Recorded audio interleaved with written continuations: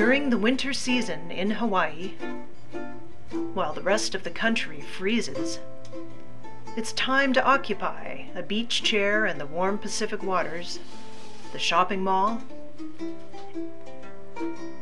and a street corner. But what does paradise have to complain about?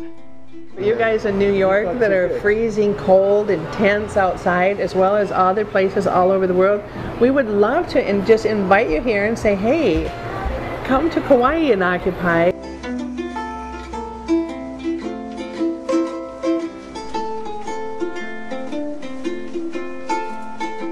For many visitors and residents alike, Hawaii is a magical place where life is pure and simple, beautiful and bountiful. That's why I came here, so I could live more on the outskirts of society without having to be involved with these systems I don't support.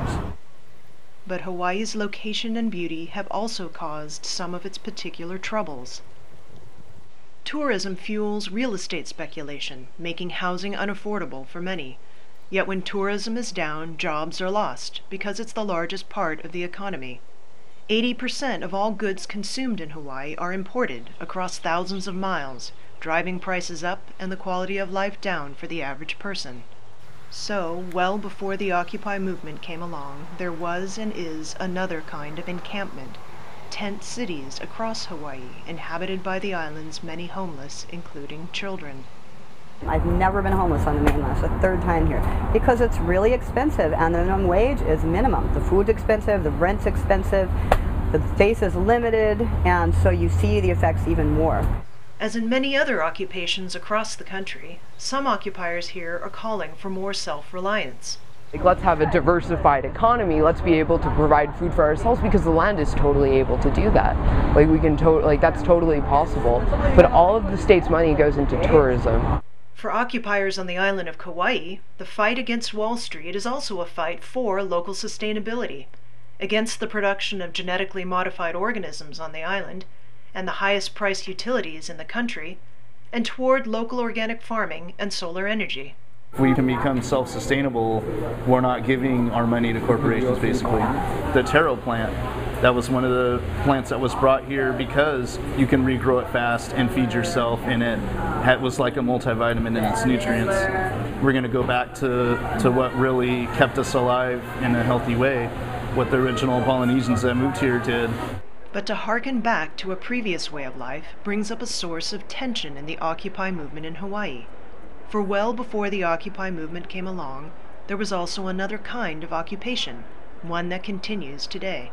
My name is Kikani Pa. I'm the Speaker of the House for the Reinstated Lawful Hawaiian Government.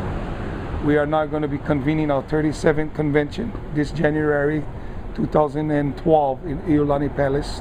We have completed a government process by uniting all people together as a government in order to reclaim our national lands that belonged once to all people prior to the invasion of the occupiers. In 1893, the Kingdom of Hawaii was overthrown by members of the U.S. government. This led eventually to the forced annexation of the territory and statehood in 1959. In 1993, President Bill Clinton signed Public Law 103-150, acknowledging the overthrow. This, the Apology Bill, reinvigorated long-standing discussions around Native Hawaiian rights among many different groups.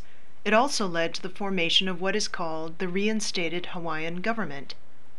Today, Hawaii is a political question. We know the kingdom exists. We know the lands were stolen. We know occupation is here. But the political question does not want to be addressed by the thief.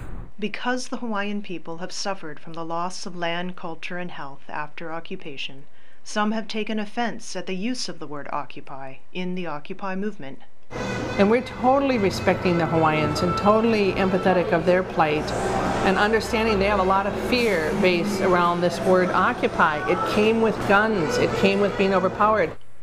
But Kekane Pa supports the Occupy movement's attempts to democratize the economy and political system. He just takes it a step further. What you guys are doing is taking back your rights to all of these monies that's been used and taxes that's been raised that belongs. We have that right to speak, and they're not listening. Okay, that's why we want to occupy back our management of our assets. Hawaii is, if you're going to deoccupy, then you're not just talking about your assets, you're talking about your nationality and your allegiance. Others point out that Hawaii has always been a land of immigrants, suggesting it need not return to one group. Everybody's an immigrant here. This is a mixed race here. There's very few 100% native Hawaiians.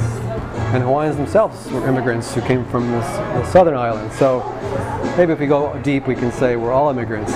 The reinstated Hawaiian government welcomes all people to be part of its nation, but it does demand recognition of what it considers the legal owners of the land. Can the Occupy movement speak to all forms of occupation? You know, that's not really what this particular Occupy Wall Street movement is about. But I do think, you know, it can be a big enough umbrella. You know, you're trying to address inequities all around. So, you know, the Hawaiians should, you know, be part of this as well, because, you know, they have a valid case, just like we have a valid case. We're trying to get a dialogue with them and have some of the Hawaiian sovereignty people come here and speak about their issues so we really know what's going on and how to support them. And I think that a stronger bond between Occupy and sovereignty would be really important. So for me, it's like, you're going to talk that strategy, you better be ready to run with the ball.